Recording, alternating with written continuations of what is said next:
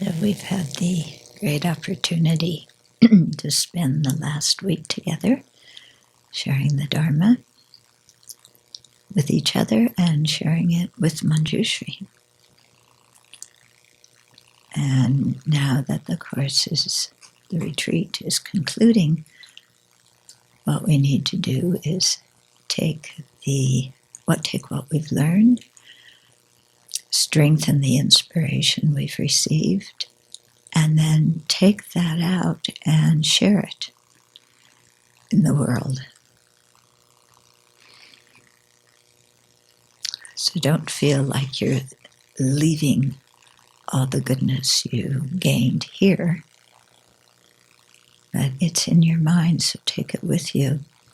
And the more you share your own inspiration, your own compassion, your own love for sentient beings, and your own wisdom, the more it will increase.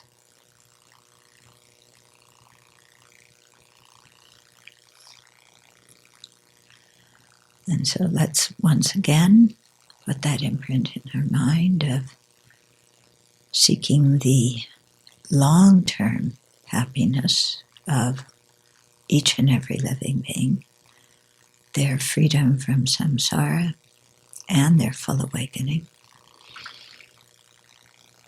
And let's make that the direction, bringing that about, the direction that we're heading in our life, and strengthen our commitment to that bodhicitta motivation,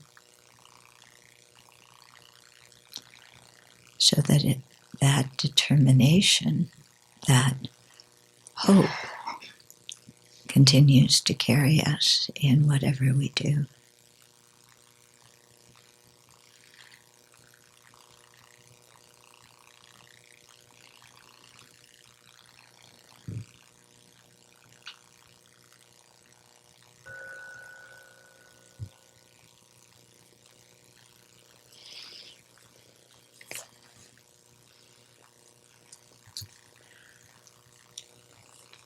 So at the end of retreat, I always want to remind people, that you've set up a really good habit in this last period of time, this last week.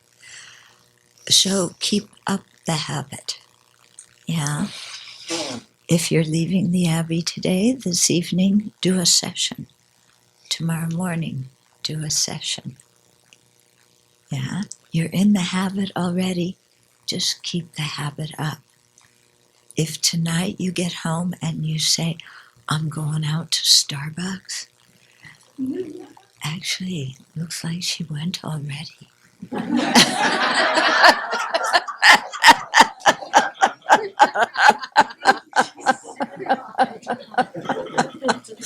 She jumped the gun.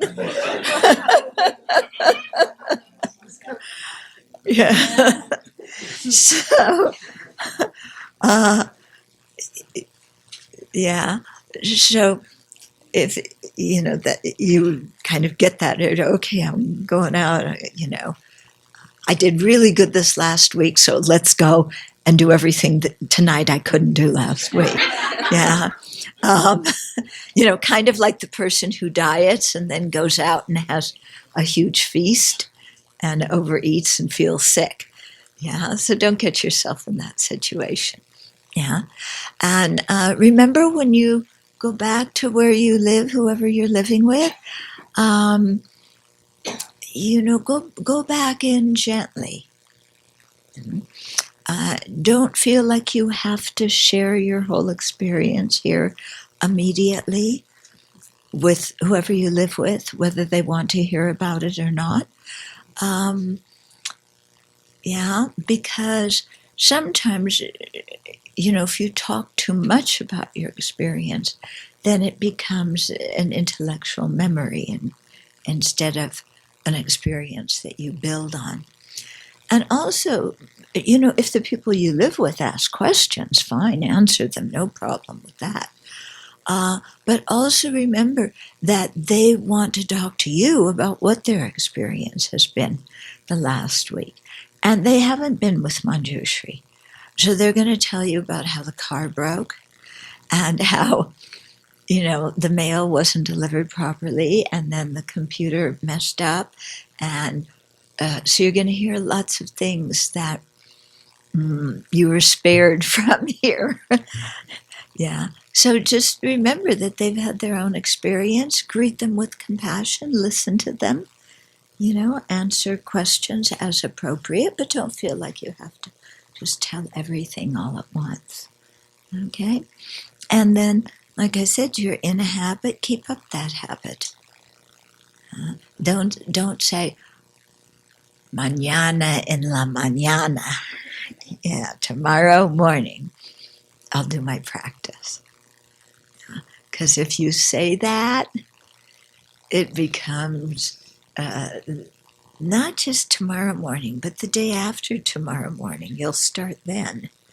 And then the day after tomorrow, to the point where, it usually doesn't happen.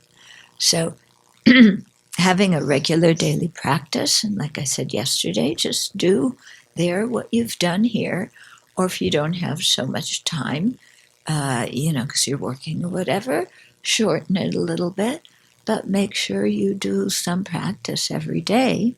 Yeah, because we nourish our body every day, we eat every day. We should certainly nourish our heart and our mind every day too. Yeah, because actually that's more important than nourishing our body. Okay,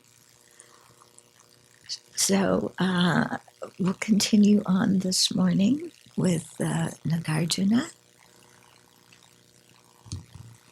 and see what he's telling us to do now.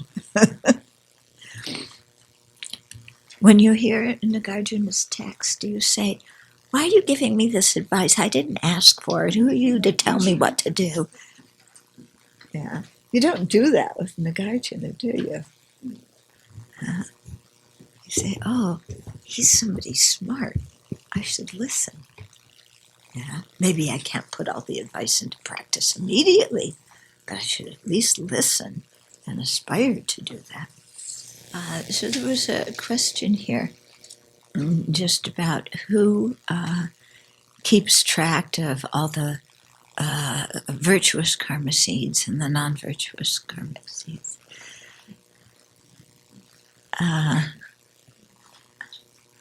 It's the same person who keeps track of how many seeds are in the forest, how many seeds are in the meadow, how many seeds in the garden. And I think he lives at the North Pole, which is rapidly melting. Yeah, so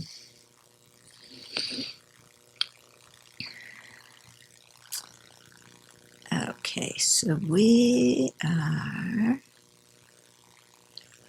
Okay, so we finished 47 yesterday, where he was saying if a higher rebirth and liberation, full awakening are our goal, then we must generate right views. Because even if we do good things, but if our views are perverted, then the motivation gets all messed up. Okay? So it's really important to have right views. Then the question comes, how do you gain right views? And here we have, again, this trilogy of hearing or learning, thinking, and meditating. Okay, so we need to listen to the teachings, read them, study them, and then think about them. Okay, the second one, reflection, is really thinking about them, not just accepting them. Oh yeah, that sounds good.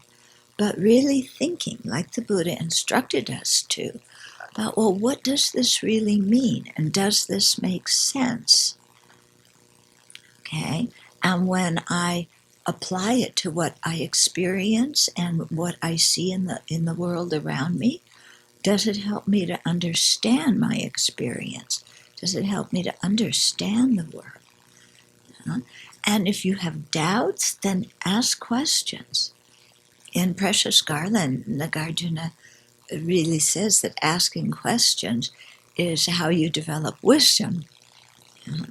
And it's true. If you don't have questions, then often it means that you haven't thought deeply enough about something. Now, that doesn't mean that you manufacture dumb questions in order to impress somebody. Okay, I'm not encouraging that. But any sincere question is not a dumb question. And so it's good that you ask and you learn. Yeah. And then when you ask a question, you've got to think about the answer. Very often what happens is we ask a question and we put the burden of proof or the burden of our understanding on the person that we ask the question to. Like, I'm asking you this question. It's your job to quench my doubt. And your answer should immediately satisfy me and help me to understand. But my experience has been that the answers we get don't always immediately quell our doubt. Yeah. And so it's really important to think about the answer and try and understand it correctly. Yeah. And to also, when we ask a question, to ask a very clear question. Yeah. To make our questions clear and concise. I've noticed when people would ask questions when I lived in India, the question would start out, well, you said this, which was often not exactly what the teacher said. It was what the person heard. But they don't recognize this is what I heard. They're saying this is what you said. Okay, so that's one thing. And then the question would go on. You said this, but what about this and what about this and how about this and this and this? And then besides my own experience, and then when I meditated on transcendental meditation, then I had this experience and went on and this, and we've got to really include all these other things and, take the scientific perspective and take the perspective of the Christian mystics and, and put it all together. And then, so what's the answer? Yeah. And the question is like 5 minutes long, and it wanders all over. Yeah. If you do that with a Tibetan geshe, first of all, the translator can't translate the whole thing. So they're going to try and shorten it. Yeah. And even if they succeed in finding what your question is amidst that 5-minute ramble, you're not sure that the teacher's going to understand it. Okay, so I'm just giving you some question-asking advice. Yeah, make it as clear and concise as you can. Okay, and because when it wanders, boy, it's very difficult for people to answer because they can't find the question. Okay. So anyway, we have to go back to learning, then thinking about the teachings, and then applying them in our life and meditating on them so that they really get integrated with our mind. Okay. We can't just listen and learn. If we just do that, then when we need the teachings, when we need to transform our perspective, we'll forget what the teachings are. Yeah. Or even if we remember, we won't have that habit in our mind yet of seeing the situation from a different viewpoint. And so we'll cling very easily onto our old viewpoint. Okay. So when you learn the antidotes, practice them again and again if they don't always work for you, that's to be expected, especially at the beginning, because you don't have that strong habituation in your own mind. Yeah? And so it really takes time to, for example, okay, one example is none of us like getting criticized. When we get criticized, well, first of all, when somebody gives us some new information, we interpret it as criticism. Okay. Then, even if we are getting criticized, we blame the other person. Yeah, how dare you criticize me? I didn't do that. And even if I did, you should say it in a nicer tone of voice, and you should have compassion. And you should definitely do 3 prostrations, kneel down, and then tell me what you have to tell me and apologize afterwards for hurting my feelings. Yeah?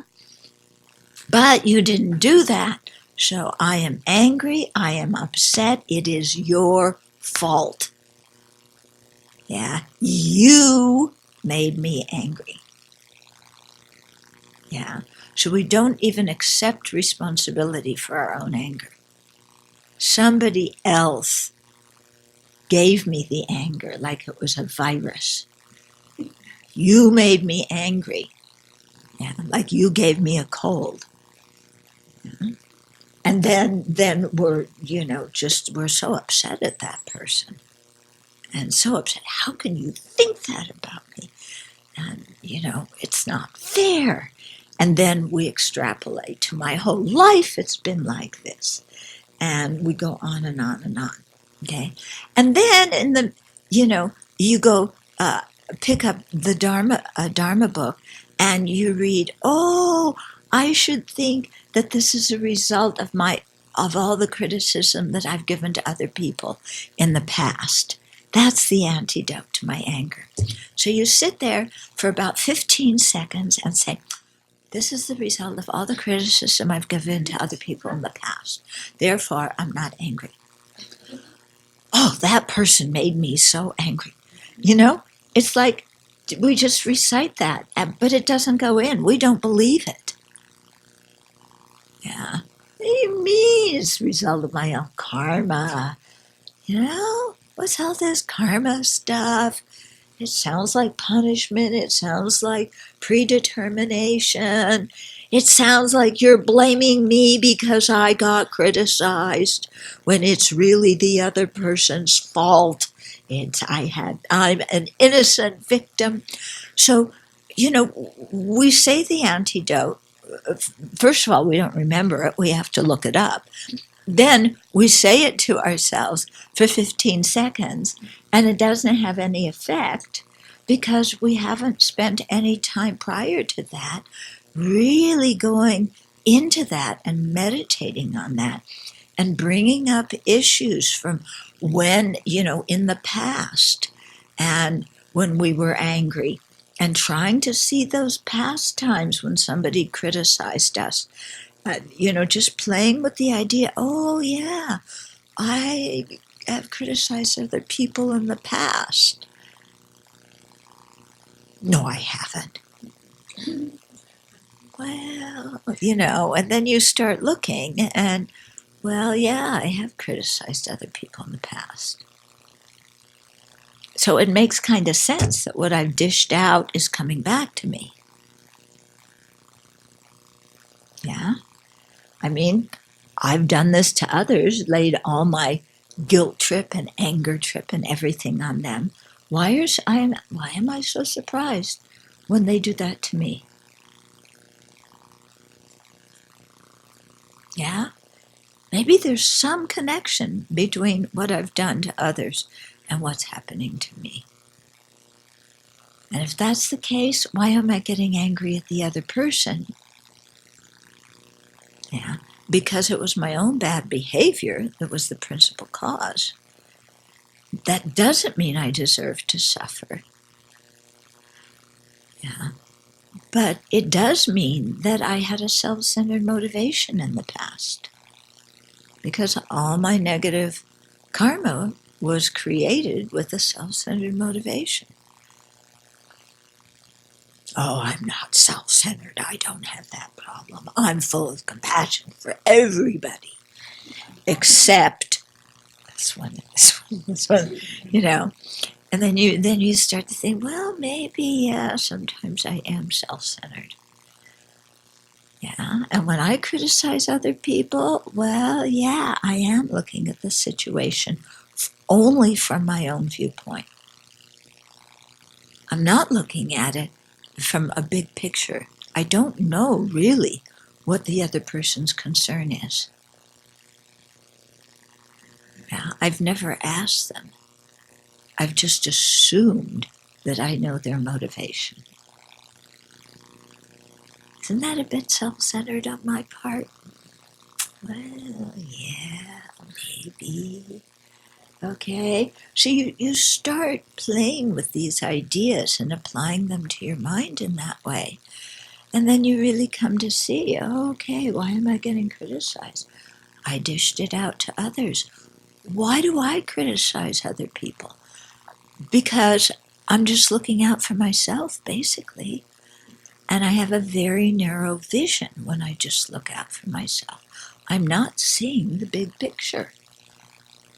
Yeah? So I said something inconsiderate to somebody else, and now it's coming back at me. If I don't like the result, in the future, I need to stop creating this cause. Which means in the future, when I'm tempted to criticize somebody, I've got to stop myself.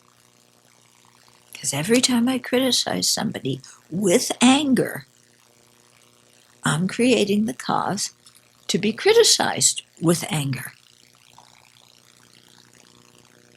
Yeah? And every time I let my anger control me, my self-centered thought is wreaking havoc in my own mind. So I've got to, be attentive to the fact that the real enemy is not the other person. The real enemy is my self-centered thought, my self-grasping ignorance. And this is hard. It's a totally different worldview than the way we've been raised and the way we've lived since beginningless time, which is everything comes from outside. And the path to happiness is to get everything from outside that we want and get rid of everything from outside that we don't want. And that's our usual worldview, and we are challenging our usual worldview. So this is major business that's going on, okay? And self-centered mind and self-grasping ignorance are not going to give up without a fight. Yeah, they're going to fight back and say, well, you're saying that I created the cause because I had negative intentions. I got mad at somebody. That's just blaming the victim. Yeah, I'm the victim of somebody else's hostility. And now you're telling me it's really my fault because I'm selfish. That's blaming the victim. You're telling me I deserve to suffer. That's all rubbish. I'm going to the New York Times and writing an article, because we all know that blaming the victim is out. And I'm the victim of other people's anger. Yeah, but we don't bother to think that they're the victim of our anger. Because why? Because our anger is justified. Their anger is all projection. All based on mind reading, projection, misinformation. My anger is based on facts. Yeah? My anger is good. It's justified. Because if I'm not angry, then nobody's going to correct this situation. So I'm going to save the world. Because what I'm saving it from is one other person criticizing me. Yeah. Or, some other thing that we're going to save the world from. I'm going to be a born again vegan. Yeah. Have you ever been with born again vegans? Oh, you didn't know? We can introduce you to some. Some people get really mad at the Abbey because we're not vegan. Yeah. And we should be vegan. And, or they get mad at us because we don't eat organic. And we try and explain to them the reasons, but it doesn't make any sense. Anyway, that's another topic. But do you see what I'm getting at? Is that when we're practicing the Dharma, we are reformatting the hard disk of all of our assumptions. Yeah?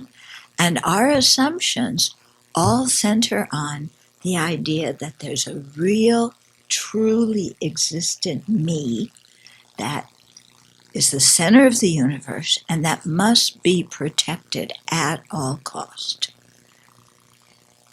Yeah? And it's also based on the assumption that whatever I think is right. If I think something, that is the right idea. Yeah. If I know something, that is the correct information. Okay? So we have all these assumptions that we never question. And it's that, when we begin to watch and see how that functions in life, then, it's really rather alarming. Because we're led around by wrong views. So it's going to take, time and effort and patience and fortitude and diligence to slowly chip away at these things. But we don't criticize ourselves for having all this. We just say, there it is. Yeah, it's harming me. I'm going to do something about it. Okay? So don't get into the thing of, oh, now I've seen how selfish I am. I'm the most selfish person in the world. I'm always going around with my big mouth, harming everybody. No wonder nobody likes me because I'm really such a terrible person. Okay? If you get into that, that is more self-centeredness. Because who are you ranting and raving around? Who is the most horrible person in the universe? Da-da-da! Me! Yeah, I am now so powerful that I can make everything go wrong. Yeah? Why did the marriage break up? Because of me. Why did I get fired? Because of me. Why did, the cat run away? Because of me. Why don't the hummingbirds come to my feeder anymore? Because of me. Yeah, why doesn't my pet frog croak? Because, it's like I can make everything go wrong. That's how horrible I am. Okay, that's a little bit exaggerated, don't you think? Yeah, but we get into that state of mind. So that's why I'm warning you about it right now. Don't get into that, because that's just more BS. My French is improving.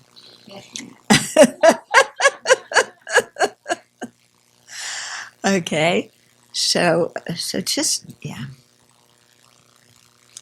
And then you keep your bodhicitta motivation in mind, and you know where you're going, and you know that there's going to be up and downs, but you know where you're going and what the purpose of your life is, and it's really beneficial and meaningful for yourself and others. So you hit some bumps sometime, big deal. Okay, you keep going.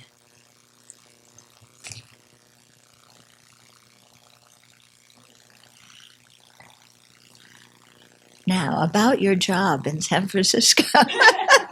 Are you going to ask a question about that? No. No? Okay. So let's say if we interact with the object with our direct perceiver, like let's say I see this woman Karen, there is a value basis, but my experience to it is mostly my projection, whether it's pleasant sensation, unpleasant sensation. Mm-hmm. But what I'm curious is that it can't be 100% projection, since most people do like smell of flower, but most people don't like the smell of poop. So there is some. It feels as if some experience is more universal. Yeah. So especially when our friends agree with us how bad somebody else is for criticizing us. See, many people see the same thing, right? Yeah, so we are right, because all my friends support me, right? And if they didn't support me, then they're not my friends anymore. So yeah, there is sometimes some agreed upon opinions, but they are only agreed upon opinions. Okay? When we say this person is good, this person is bad, yeah, when we judge other people, that's all opinions. And a lot of times, the quote evidence we give for things is not evidence at all. It's just opinions. Like when you read the tabloids. Yeah, you ever read a tabloid? Sometimes there's Buddhist tabloids too.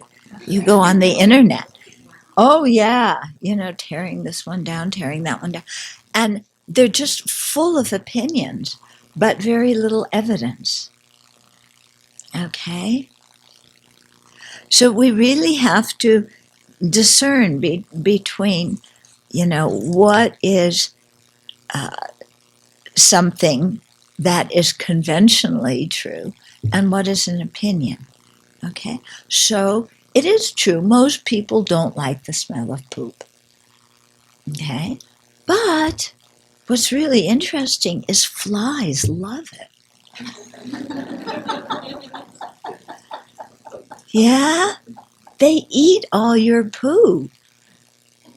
If you poo outside, the flies love it. You've made them this magnificent offering. So you begin to see that, the karma of what kind of rebirth we take, when you have human senses, it makes you dislike that smell. But then it's also interesting how they say almost all babies play in their poo at one time or another. Don't they? They've done research, and little kids are curious, and here's this stuff. And they play in it until mom or dad come in and scream. Yeah, and they say almost all kids do, which is really interesting. Okay. But then it's also curious, like you say, most people like the scent of flowers.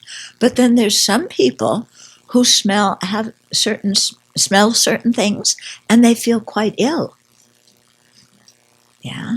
So again, there's some karma affecting that, but that is also indicating that it's not that something is good or bad from its own side.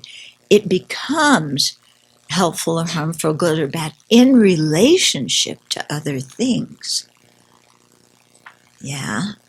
So everything has to be seen in a context, not as an isolated event.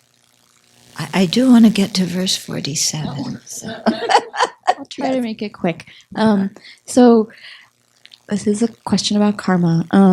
if someone's got a negative karma that's ripening, and let's say you help them ripen it, like, for instance, you give them that harsh criticism or whatever that they have created the conditions for, does that have any bearing on your own negative karma? You bet.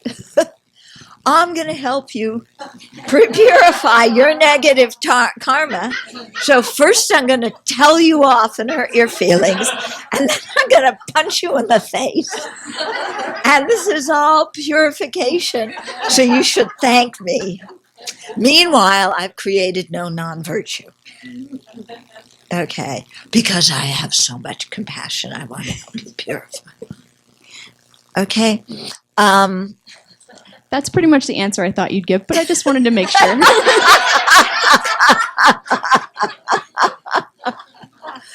Yeah. The people also ask me too, if somebody's hurt and you help them, aren't you interfering with their karma? If they're poor and they're homeless, aren't you interfering with their karma by helping them? And so I always say to those people, okay, if you're hit by a car and you're lying in the street bleeding, and do you want somebody to come along and go, oh, that's really too bad. I would take you to the hospital, but that's interfering with your karma. It's like, come on, when people need help, we help. Yeah. We don't misunderstand karma to think that, it's blame and somebody deserves it. Okay, I give up. We're not getting to verse 47. Go ahead, Val.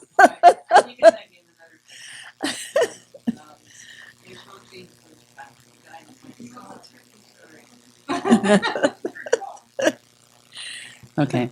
In approaching the Buddhist path. Okay.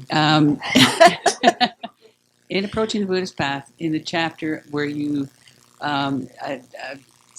break down like the different traditions. Okay, like there's the Pali and the Sanskrit tradition, and there's the Sravakas are there, and the you even in the video said I didn't really pigeonhole where the Tibetan Buddhism was. Like, is it in the Vajrayana or is it in the Tantric? Okay, first of all, Vajrayana and Tantra are the same thing. Okay. Okay? And Vajrayana and Tantra are subdivisions of the general Mahayana. Just like Pure Land, the Amitabha practice, is a subdivision, is a type of Mahayana. Zen is a type of Mahayana. Huayan is a type of Mahayana. Okay? So all of these, Mahayana is very broad, and within it there's many different subdivisions. Okay? Then it's really hard when you get into these categorizations because nothing fits totally, completely, and neatly into them. Yeah. Did I talk about in this retreat about Vipassana, Zen, and Vajrayana? Okay, then let me do that now because it's one of the big misconceptions people have. Is people in the West think, oh, there's 3 Buddhist traditions: Vipassana, Zen, and Vajrayana. That's what many people say. And Tibetan is Vajrayana. Okay. First of all, that categorization is completely wrong. Yeah. Vipassana is a meditation technique. It's not a Buddhist tradition. It's a meditation technique. It's found in all the Buddhist traditions. Yeah. In Tibetan Buddhism, if you look at Je Tsongkhapa's writings, his great treatise on the stages of the path, in English is 3 volumes. One whole volume, almost the whole contents of that volume is on Vipassana. So Vipassana is, it's a meditation technique that has appears differently in different Buddhist systems. And so they have different ways of meditating on Vipassana, but they're all the Vipassana is geared towards understanding selflessness. Okay. Why people think nowadays that it's a meditation tradition is because many years ago, maybe 40 years ago, some Westerners went over, they practiced in Thailand, and Burma.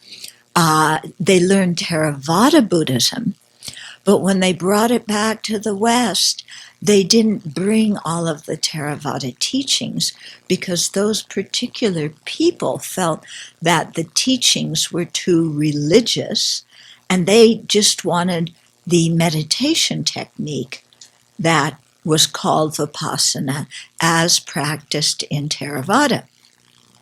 But even in Theravada, there's many different ways of practicing Vipassana meditation. Okay, different teachers teach it in different ways. But because these people brought it back, whatever they learned, and they called it Vipassana, and they took away the whole surrounding framework of the Buddhist worldview, then people thought that this is a Buddhist tradition. But even some of the people weren't quite sure that Vipassana was Buddhist, because it was taken out of the whole surroundings of it. Yeah. Similar with Zen.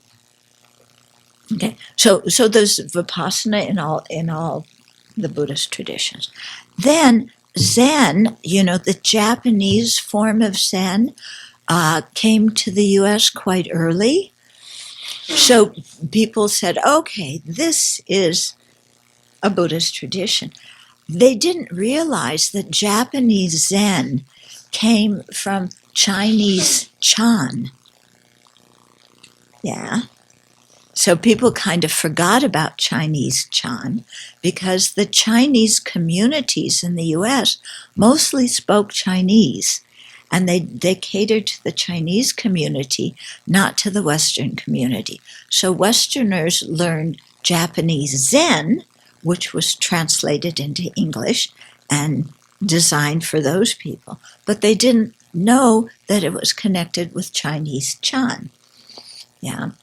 Also, the Japanese Buddhism, they don't have monastics because in the Meiji Restoration in I think 1860 something, the emperor wanted to break the power of the monastics, and so said they had to go out and marry. So then you have the Japanese priests who are not monastics. They don't have the Vinaya, the Pratimoksha, the monastic lineage. But Chinese Chan does have the monastic lineage. So you look at Japanese Zen and you look at Chinese Chan, and you don't see Westerners who don't understand the language, who just see what was presented here, don't connect them at all. And they don't also understand that the Chinese Chan, started off in India, that it's rooted in Indian Buddhism. Okay. So that's why some people think, there's, Vipassana, there's Zen, because that's what they heard the most of in the West. And then they hear Tibetan Buddhism, and they hear a lot about Vajrayana. And Vajrayana is very controversial because they're all having sex and drinking. Okay? So Vajrayana gets a really bad rap because there's some people who don't act properly. But if you study Vajrayana and you know what's going on and you understand it, it's actually quite a profound tradition with a very strong sense of ethical conduct.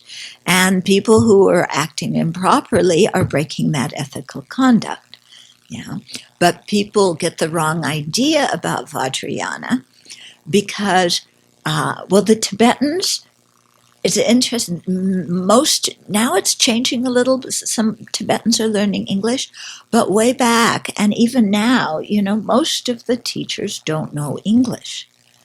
Yeah, and so they do all, and they love chanting, but all the Buddhist traditions like chanting. All of them have rituals. But everybody points to the Vajrayana. You guys do so many rituals. Actually, as I've teaching in all different kinds of Buddhist centers, when I go to the Theravada centers, I'm quite aware that they have their rituals because I don't know them. And when I go to teach at Zen centers, they have their rituals and I don't know them either. But when you're in a tradition and you practice, you don't see your rituals as rituals. You look at the Tibetan thing because they like to chant a lot. And because Tibetan rituals, the Theravadas have good rituals and the Zenis have good rituals, but the Tibetans go all out. Yeah. Because, the Tibetan rituals, they're colorful. Why? Because if you've ever been to Tibet, you can go to Tibet, you can look miles, and there is nothing. So what do you do when you have a temple? You make it beautiful and full of lots of colors and crowded with lots of images. Because it's the opposite of the landscape. Okay? And, and then the Tibetans, they're chanting in Tibetan, and they teach the Westerners to chant in Tibetan, even though Westerners don't understand. And even though the Dalai Lama says you should do your practices in the language you understand, still, if the teacher only speaks Tibetan, then what are you going to do? You're going to invite your teacher to do the puja, but it's in English and the teacher doesn't speak English and he's the only one who doesn't speak. No, you, out of respect, you do it in Tibetan. Then everybody does Tibetan.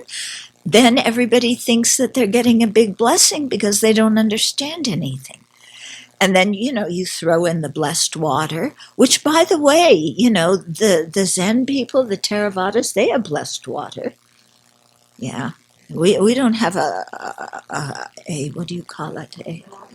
A monopoly on blessed water.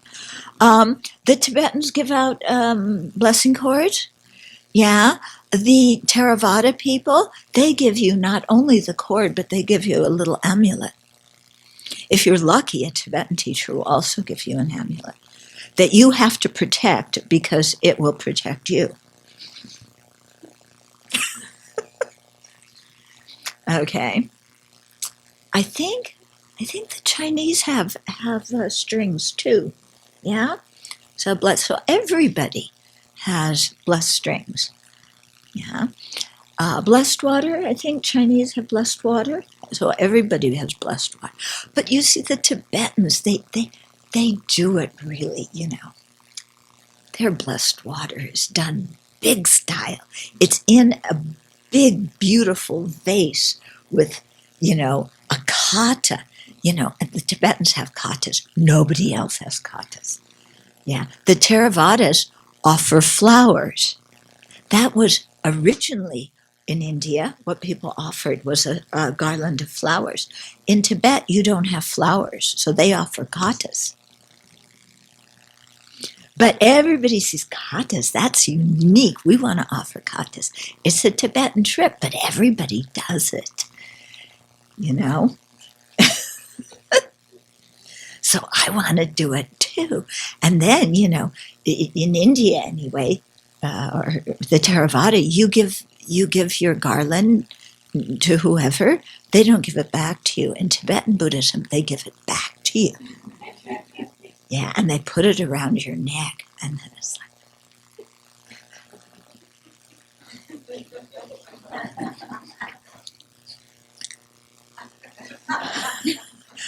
Okay.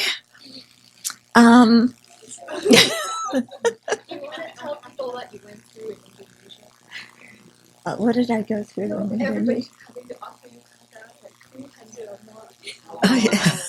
Yeah.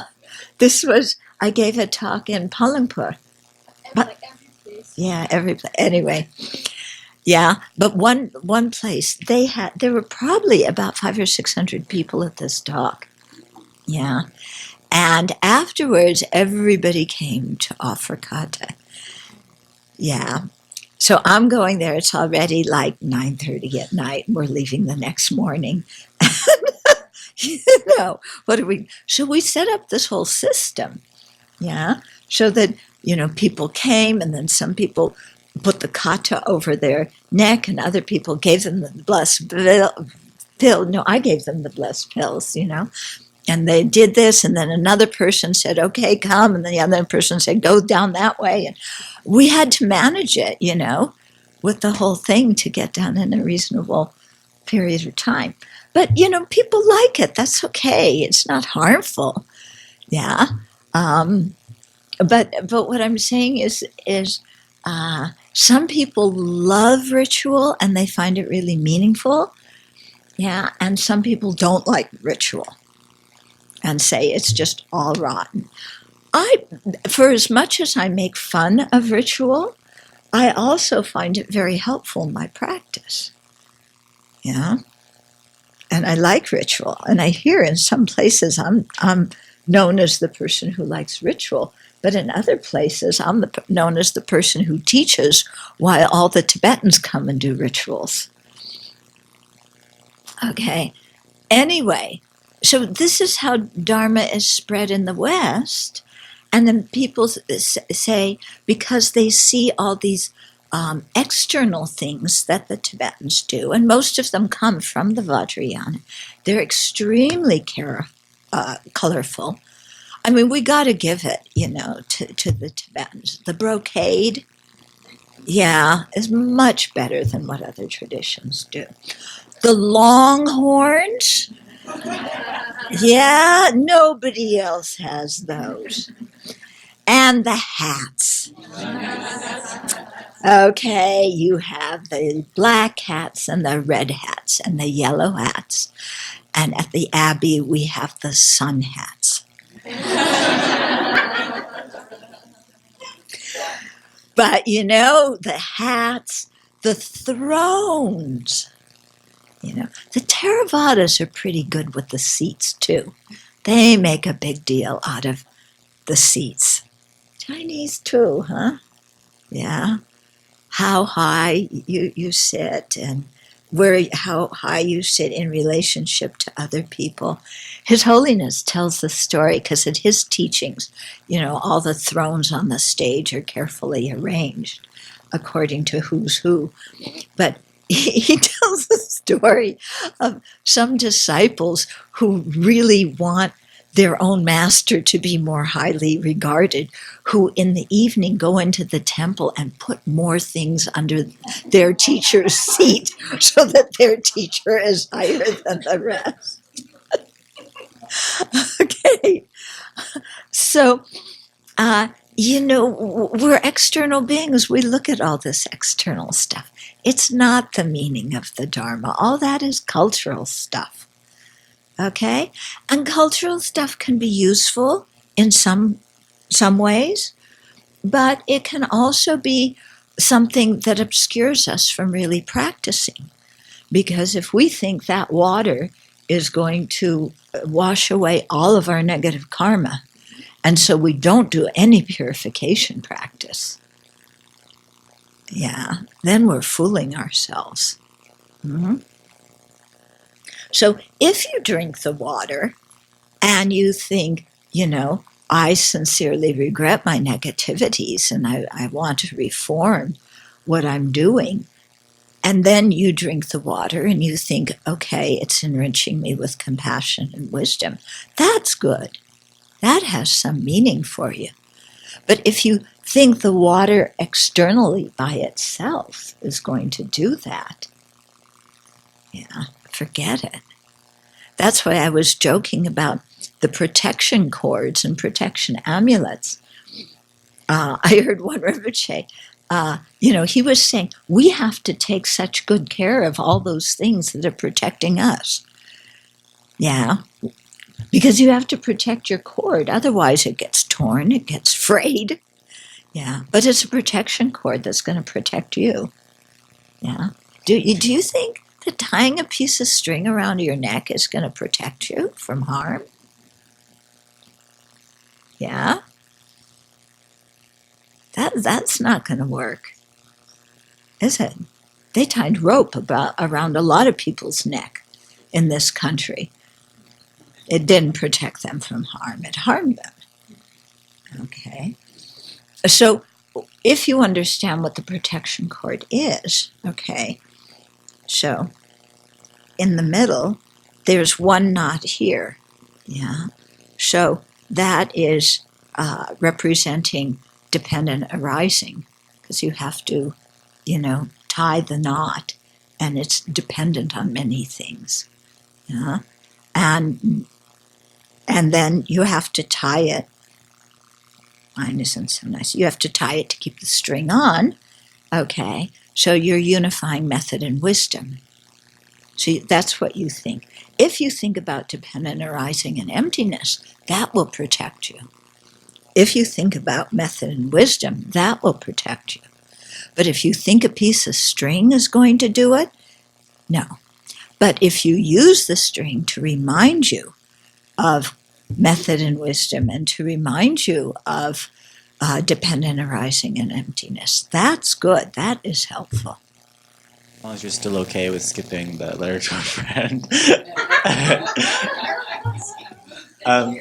So I had a question about selflessness and looking at the 5 aggregates using that analysis. Mm-hmm. And I'm still really confused about what perception or discrimination is.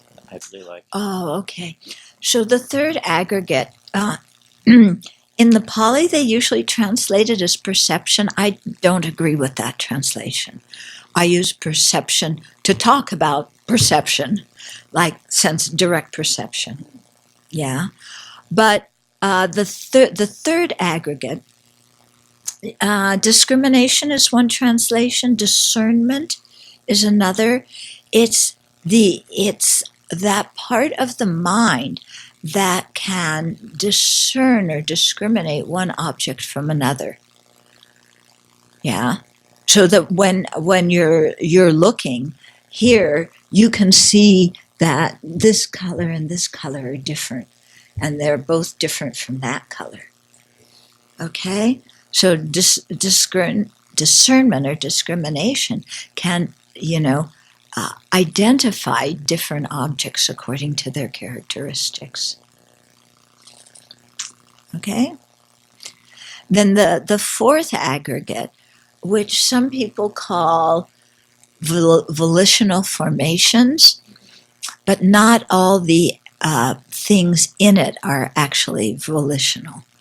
So Geshe Dadol and I decided to call it miscellaneous factors. Yeah, because it really is. It's all the things that are part of the mind, that are impermanent things that don't fit in the other 4. So many of them are mental factors, like our emotions, okay, our views, our attitudes, our opinions, but also karmic seeds are included in the 4th aggregate, even though they are not consciousnesses. Okay, so there's many other things included in the 4th, so it's just kind of the grab bag.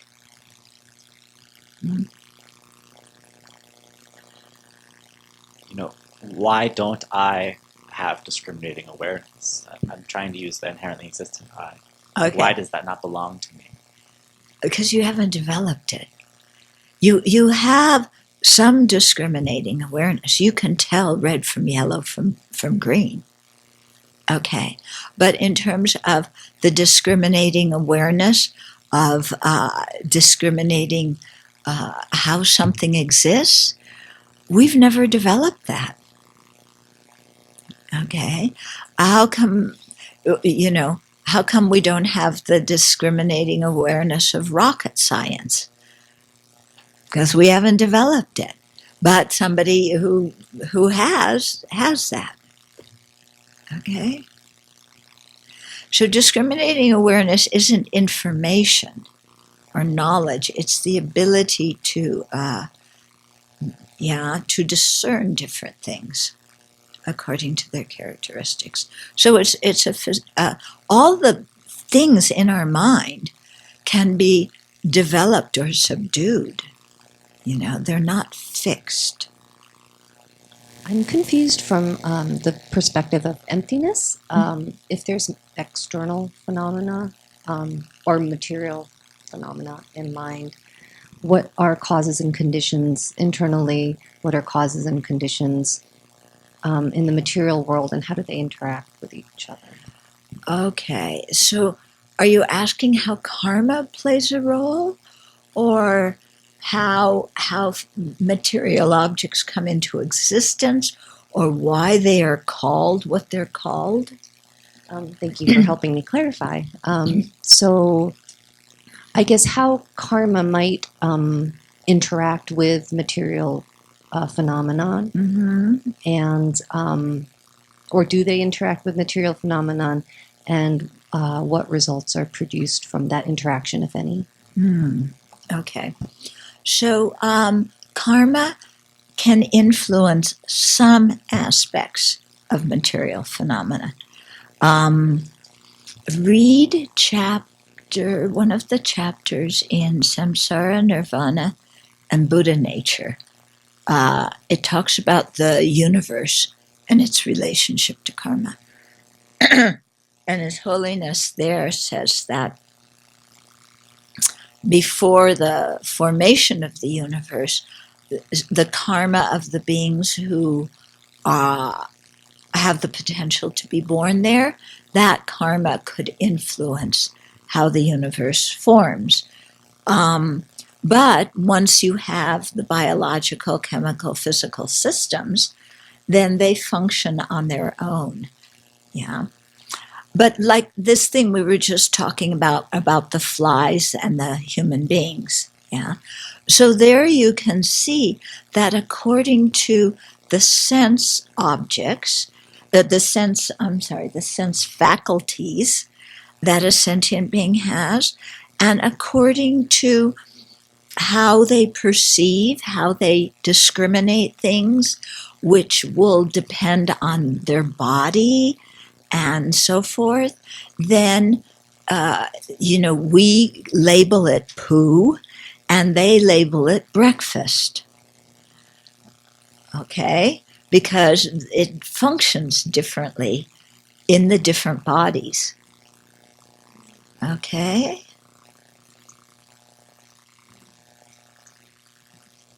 Thank you. I guess related to that, in terms of like helping the environment, right, and conserving water, so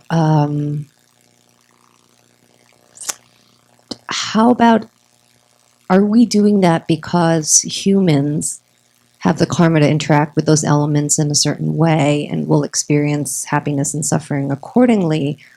Or I'm just wondering, how much of our karma affects what we're experiencing in the environment? Like how much of what's happening in the environment is external and our relationship?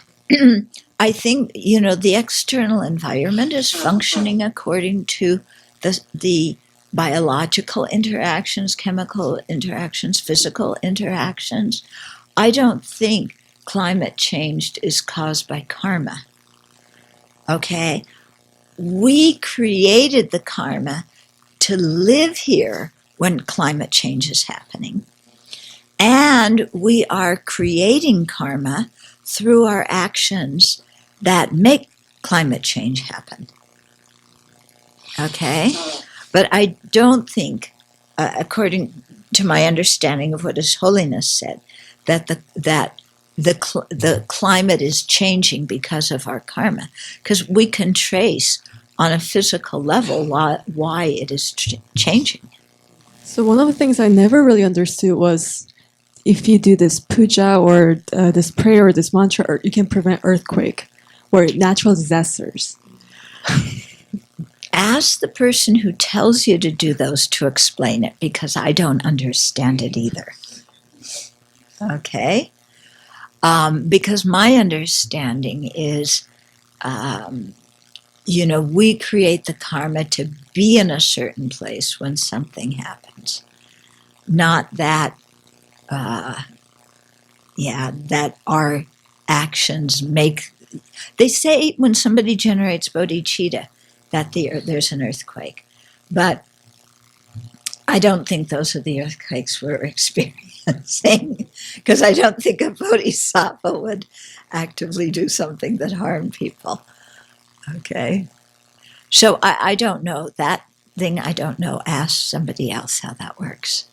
His Holiness's idea about the formation of the universe and all that, does that also agrees with those 5 kinds of causality that they talk about in the Pali commentary? Yeah. Because His Holiness said you have physical causality, biological, chemical, those different kinds of causalities. And one of them is karmic. Okay? So yeah, what he's saying fits very well with that. I thought karma is action. Mm-hmm. So if we are doing things to the environment that is causing climate change, then isn't our karma creating climate change? Yeah, we're creating the climate. Our actions are creating climate change, but we aren't saying that the present climate change is because in a previous life 50 million years ago we created certain actions. Okay,